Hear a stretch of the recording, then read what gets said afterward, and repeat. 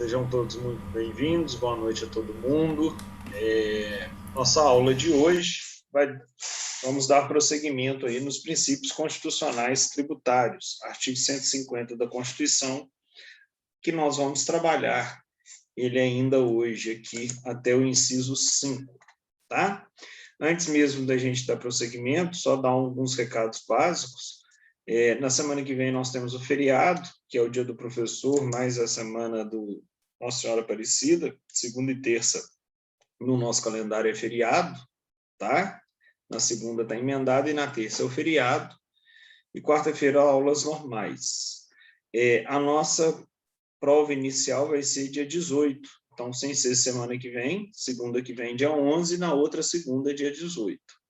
Nossa matéria da prova inicial vai ser até a aula de hoje, ok?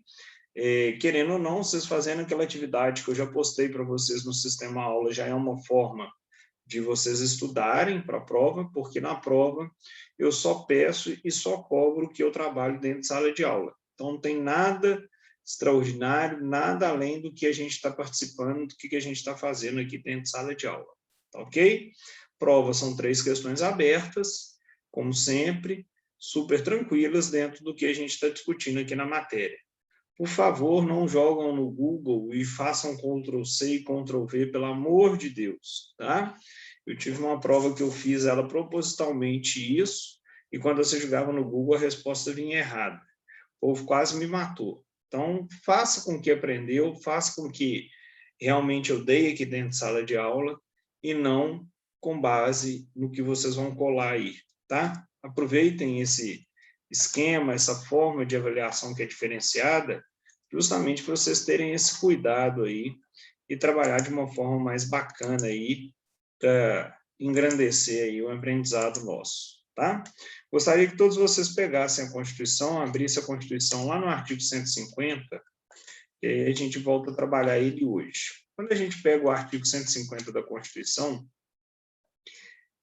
vamos lá, ele fala o seguinte: sem prejuízo de outras garantias, né, asseguradas ao contribuinte, é vedado, é proibido a União, Estados, Distrito Federal e municípios.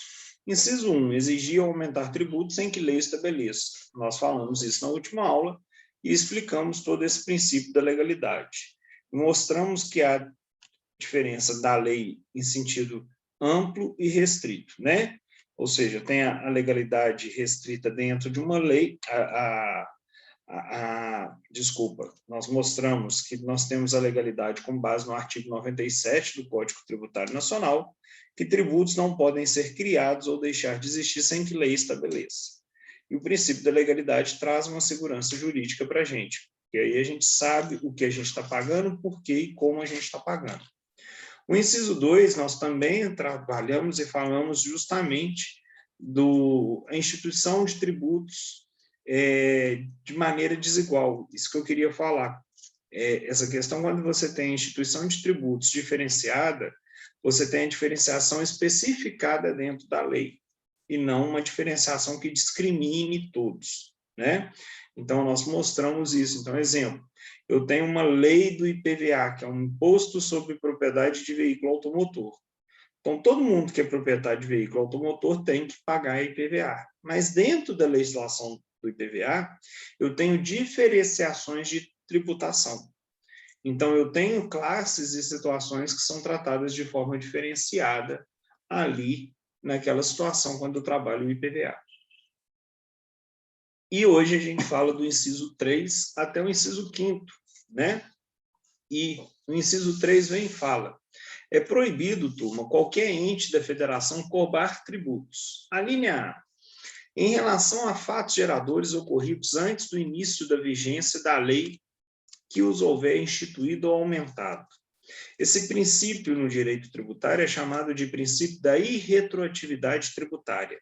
Tá? O que é irretroatividade tributária? A lei não pode retroagir no tempo. A lei não pode querer cobrar de alguém algo que ele fez, mas que não existia lei para aquilo ali. Então, além da gente ter que observar o princípio da legalidade, que nós trabalhamos na última aula, é importante a gente pensar no princípio da irretroatividade. Ou seja, se vocês quiserem fazer alguma pergunta, pode me interromper, tá, gente? Fica à vontade. A irretroatividade tributária, ela traz para a gente uma condicionante a qual eu não posso voltar no tempo. O que aconteceu, aconteceu, e o tributo a ser desenvolvido só vai agir daqui para frente. Então, exemplo, vamos dar um exemplo aqui que eu gosto de falar muito. Aluno, no início do ano, recebeu lá a guia do IPVA para ela pagar. Né? Ela estava lá com o IPVA para ela pagar, recebeu a guia lá, vamos supor que ela recebeu uma guia aí de R$4.000. O carro dela vale 100 mil, a alíquota do IPVA é 4%. 4% de 100 mil, R$4.000. Ela foi lá como contribuinte honesta e em dia foi lá e quitou e pagou os R$4.000 dela. Ou seja, nós vamos aprender no semestre que vem que o IPVA, o fato gerador, é todo dia 1º de janeiro. Então, deu 1º de janeiro, gerou a guia, lá para o dia 20, ela pagou sem multa, sem juros, à vista, ganhou até um desconto, excelente, pronto, acabou. Aí chegou nesse mês agora de outubro, o governo de Minas faz um levantamento e ele estava esperando receber aí tantos milhões de arrecadação de PVA e ele recebeu um pouquinho a menos. E o governador vira e falou assim, vamos fazer aí uma edição da lei, né, falando que agora todo mundo tem que pagar mais R$100 de PVA desse ano. O que isso faria? Faria com que eu tivesse uma lei que ia retroagir no tempo. Posso isso? Não. Ele pode mudar a lei hoje, para ano que vem, quando tiver que pagar o novo IPVA, existir uma alíquota maior, está mais caro, etc. e tal. Agora, o IPVA que já passou, que nós já pagamos, que já se consumou, é um fato já ocorrido, um fato consumado. Então, eu não posso ter uma lei que vai voltar no tempo e me mandar pagar mais alguma coisa. Porque se a gente tivesse esse tipo de hipótese, turma, por mais bobo que pareça, eu geraria uma situação de insegurança jurídica social. Tipo, eu vou pagar esse tributo para quê? Se eu estou pagando hoje, não sei se está 100% adequado ou correto. Eu não sei se amanhã pode vir aqui um ente tributante e falar assim, me paga mais tanto porque o que você pagou não foi suficiente. Tá? Então, essa questão da irretroatividade tributária, ela anda muito em conjunto com a questão também, tá, da segurança jurídica. Tranquilo até aí? Dúvidas? Continuando. A linha B do inciso 3 vem e fala: também é proibido cobrar tributos no mesmo exercício financeiro em que haja sido publicada a lei que os instituiu ou aumentou. Nós vimos na aula passada que eu não posso criar ou aumentar ou extinguir tributos sem que lei estabeleça. Mas eu posso aumentar a alíquota do tributo, a depender do tributo, por meio de decreto executivo, desde que essa alíquota esteja prevista em lei, que é o exemplo que eu dei do artigo 153 da Constituição, parágrafo 1º, que são os impostos de característica, o quê, turma? Extrafiscais.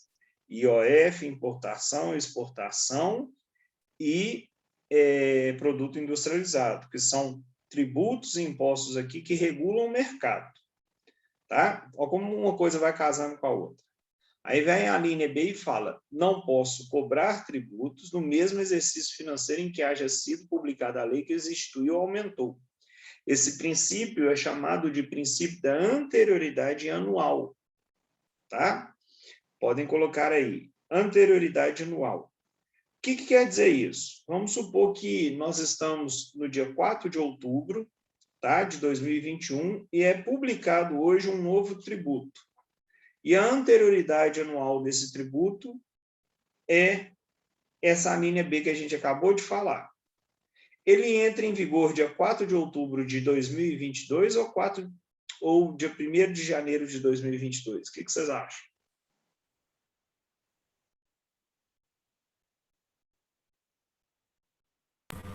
Janeiro, pelo que você falou, né? Sim. Vamos lá. Gente, isso é uma pegadinha, parece coisa boba, mas é o seguinte, quando eu falo princípio da anterioridade anual, vem na cabeça da gente o quê? um ano. Então, se foi publicado em outubro desse ano, vai começar a vigorar em outubro do ano que vem, certo ou errado? Errado. Olha o que a linha B fala. É proibido cobrar tributo no mesmo exercício financeiro em que foi publicada a lei que instituiu ou aumentou. O que é o exercício financeiro? O exercício financeiro nosso é do dia 1º de janeiro do ano até o dia 31 de dezembro daquele ano. Então, se eu tenho uma lei que é publicada entre o dia 1º de janeiro e 31 de dezembro, e se a anterioridade deste tributo for tão somente anual, vai começar a vigorar o quê? No dia 1º de janeiro do ano seguinte. Então, se eu publiquei um novo tributo, dia 1º de janeiro, dia 30 de janeiro de 2021, começa a vigorar quando? 1º de janeiro de 2022. Publiquei um novo tributo, dia 11 de novembro de 2021, começa a vigorar quando? Dia 1º de janeiro de 2022. Dúvidas até aí? Tranquilo? Perfeito. Vamos piorar mais. Aí vem a linha C e fala que é proibido qualquer ente, tá, instituir tributo antes de decorridos 90 dias da data em que haja sido publicada a lei que instituiu ou aumentou. Essa primeira parte é chamada de anterioridade nonagesimal. O que quer dizer isso? Eu tenho a publicação de um tributo, ou a criação ou o aumento deste tributo, e ele começa a ter a sua eficácia 90 dias após a sua publicação.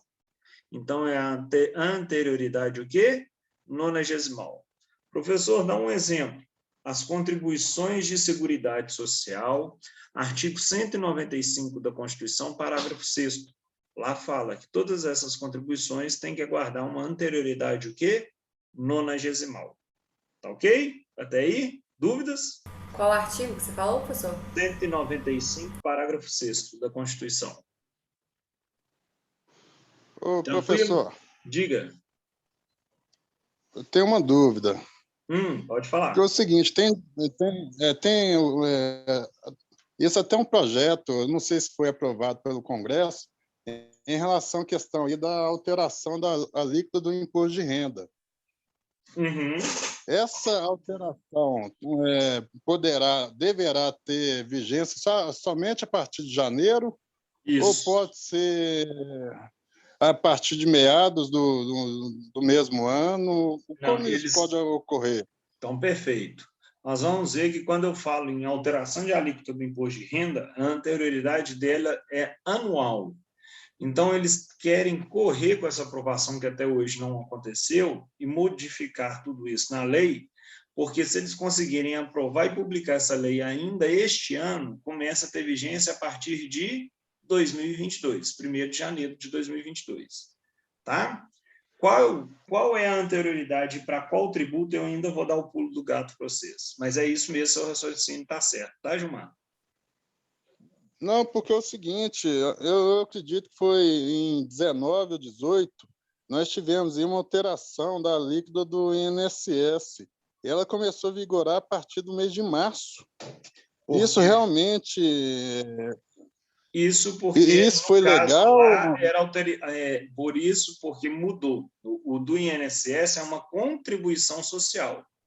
E contribuição social, geralmente a anterioridade é nonagesimal. Então, teve a mudança, e essa mudança aconteceu e começou a vigorar 90 dias após. É isso que eu estou mostrando para vocês, Gilmar. Existem vários princípios de anterioridade para os tributos. Então, o primeiro é anual, o segundo é o nonagesimal. Tranquilo? O que vai ser aplicado em cada um, eu vou mostrar onde está isso na Constituição. Tá ok? Não, perfeito. Mas seu raciocínio está certo mesmo. Tá joia? E aí vem a linha C. Beleza, valeu. Tranquilo, as ordens. Vem a linha C, aqui do inciso 3 do 150, e fala: também é proibido cobrar tributos antes de decorridos 90 dias, em que haja sido publicada a lei que instituiu ou aumentou, observado o disposto na linha B. Então, junta o nonagesimal com o anual, chamado, então, de anterioridade o quê? Mista. Professor, e como é que eu aplico a anterioridade mista? Quando o tributo exigir a aplicação de anterioridade mista, você vai contar 90 dias e vai contar a virada do exercício legal. O que acabar por último, começa o tributo. Como assim? Vamos supor, eu publiquei um novo tributo no dia 10 de março. Vamos pensar que todo mês tem 30 dias para ficar fácil. 10 de março, 10 de abril, 10 de maio, 10 de junho. Se fosse apenas nonagesimal, essa lei publicada em 10 de março entraria em vigor dia 10 de junho do mesmo ano, correto? Correto. Mas não tem anterioridade anual aí no meio? Tem. Porque é mista. Eu tenho que ver o nonagesimal e o anual. 10 de março, qual que é o próximo exercício? 1º de janeiro do ano seguinte. O que acabou por último? A virada do ano. Então, vai entrar em vigor dia 1º de janeiro daquele ano. Outro exemplo. Eu tenho uma lei que foi publicada e a anterioridade dessa lei tributária é mista também. Só que ela só foi publicada dia 10 de dezembro. 10 de dezembro, um mês, 10 de janeiro, 2 meses, 10 de fevereiro, 3 meses, 10 de março. Correto? Correto. E a virada do ano? 10 de dezembro, 1º de janeiro. Começa a vigorar quando? 1º de janeiro ou dia 10 de março? Que termina por último. O que terminou por último? 10 de março do ano seguinte. Entenderam ou não? Não, volta, por favor. Vamos lá. Eu tenho a primeira... Todo mundo entendeu a anterioridade anual e a nonagesimal? Sim, isoladamente sim. Perfeito. Isoladamente, sim. A anterioridade mista, você vai colocar os dois no mesmo caso e vai ver o que termina por último. E aí, o que terminar por último vai ser a data de contagem. Então, exemplo. Eu tenho um novo imposto que foi criado dia 10 de março.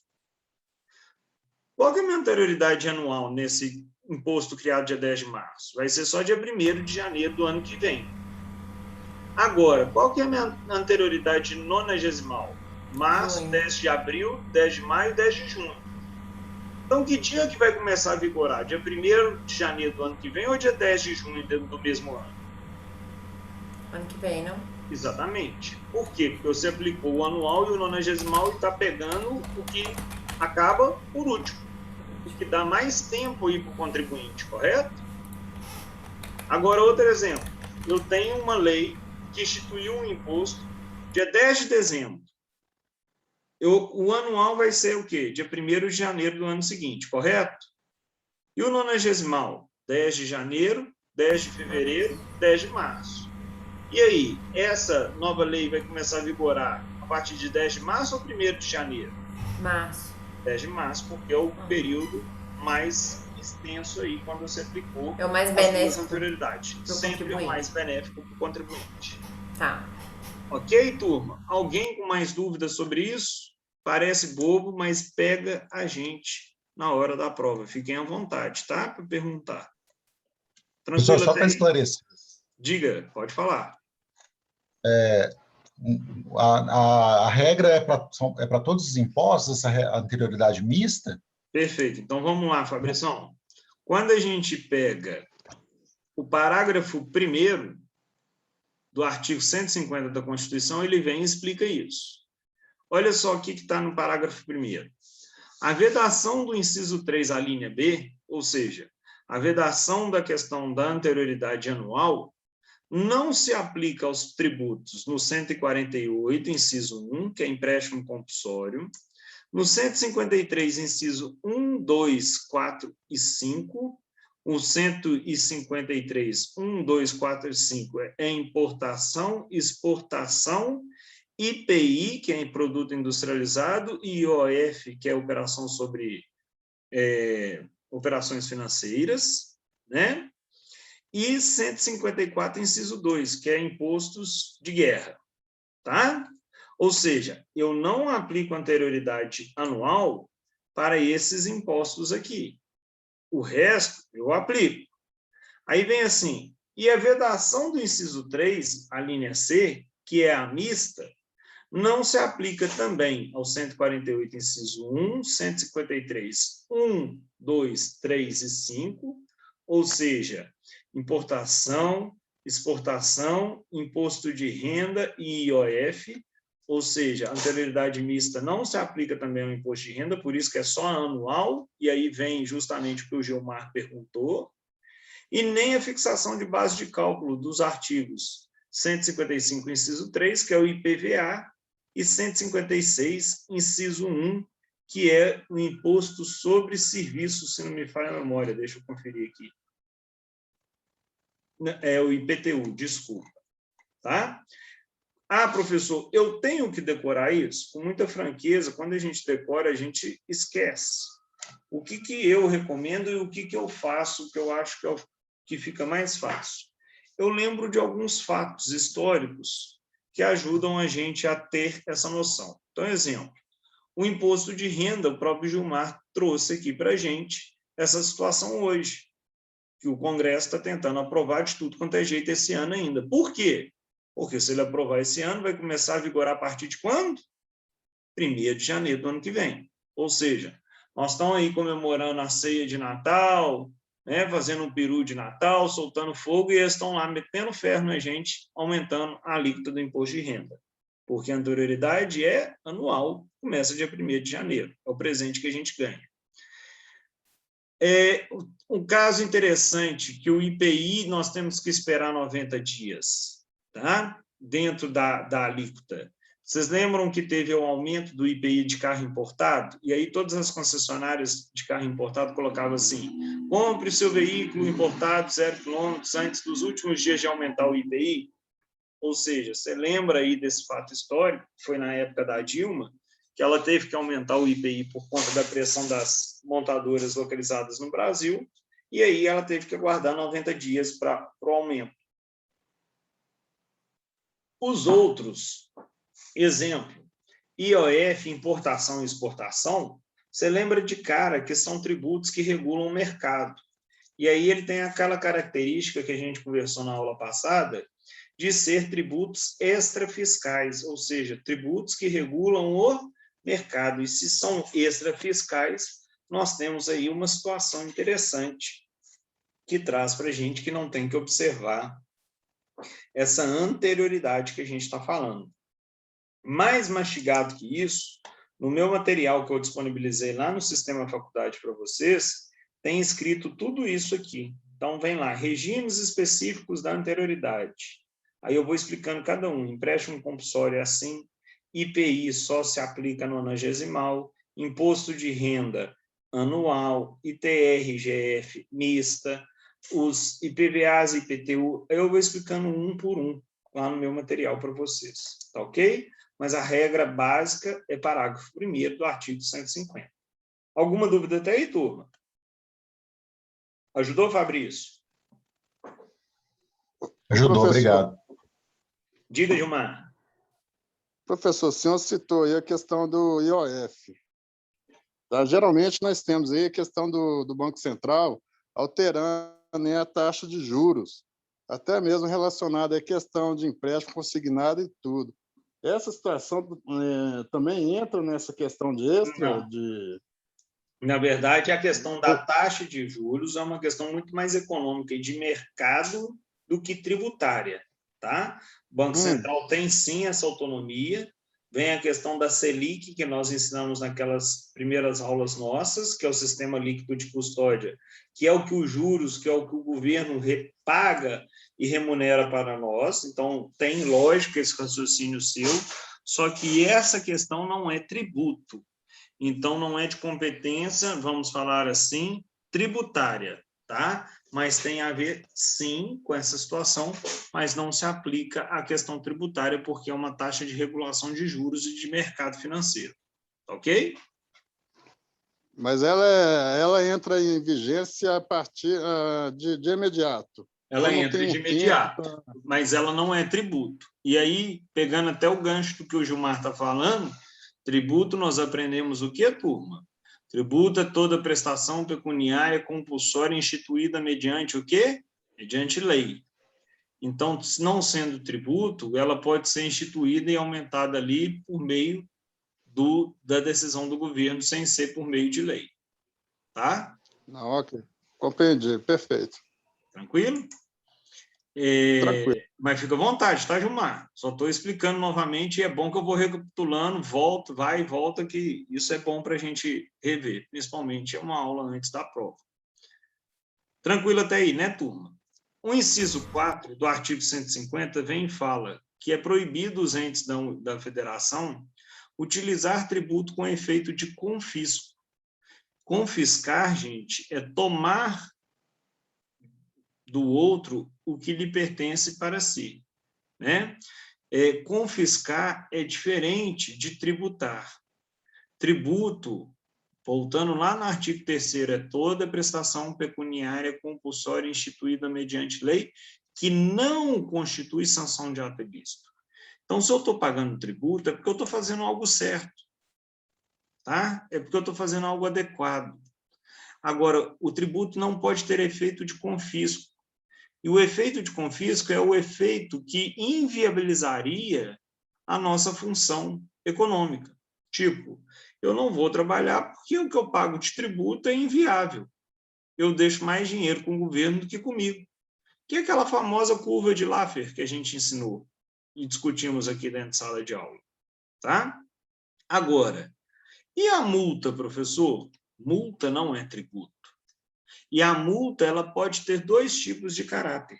Ela pode ter o caráter pedagógico, que é aquilo que vai te ensinar e vai adequar que você faça as coisas de forma certinha, ou ela pode ter o caráter sancionatório. E esse caráter sancionatório, punitivo, ele pode chegar a ser, inclusive, confiscatório.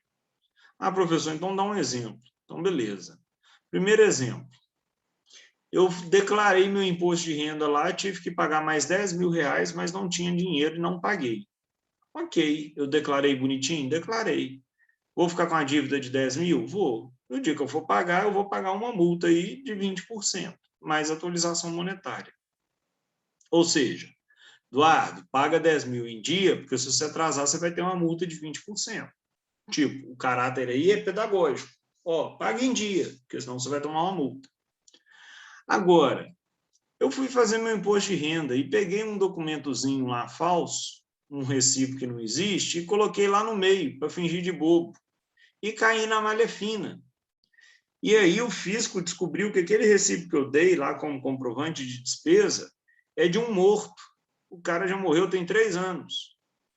O que eu estou fazendo? Eu estou sonegando. A multa que eu vou tomar é uma multa de 20%?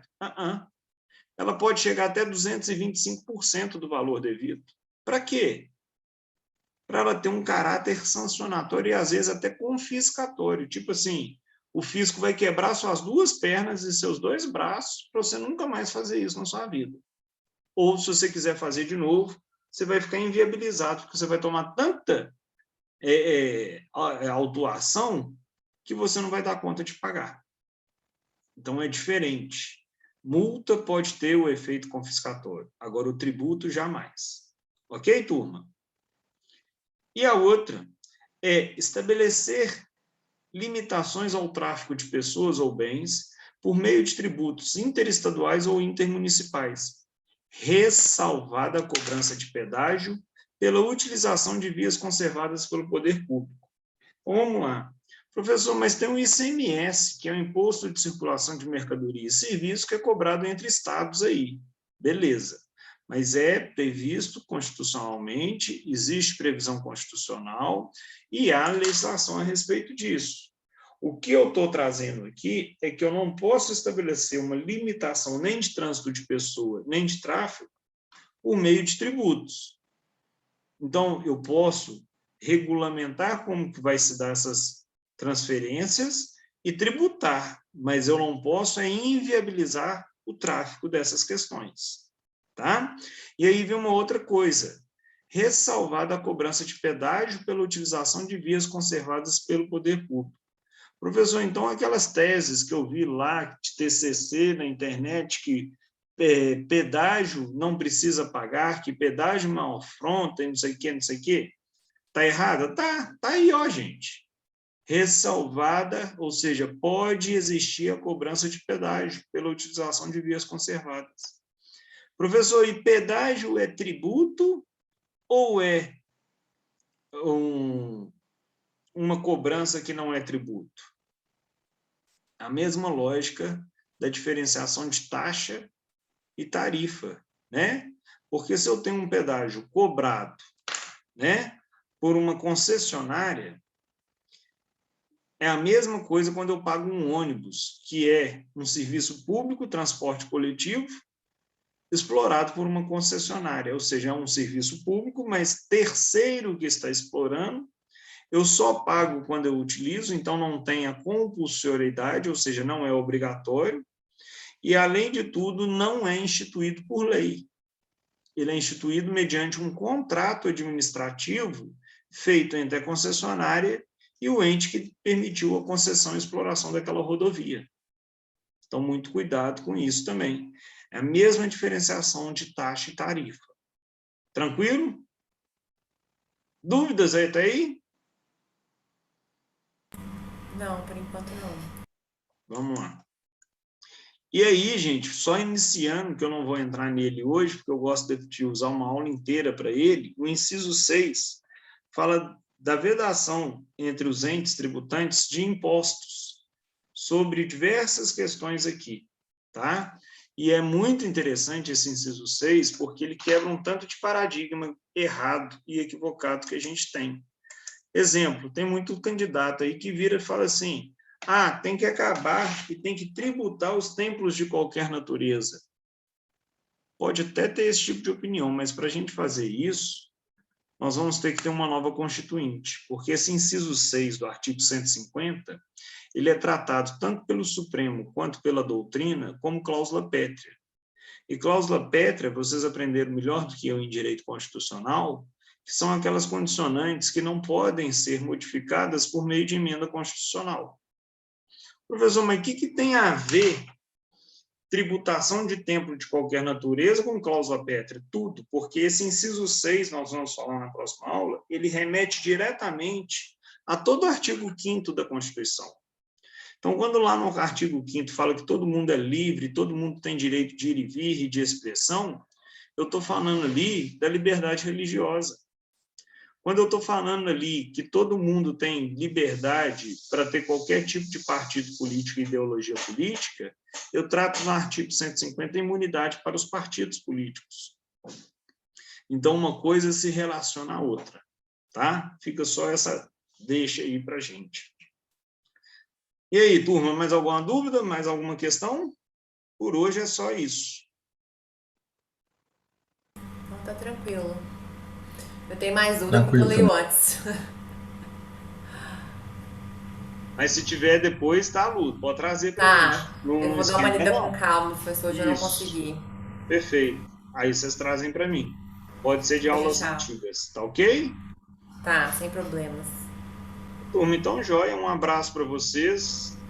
Um bom descanso semana que vem. E boa prova inicial para todos vocês. E qualquer coisa, eu estou às ordens aqui. Menos no dia da prova, tá?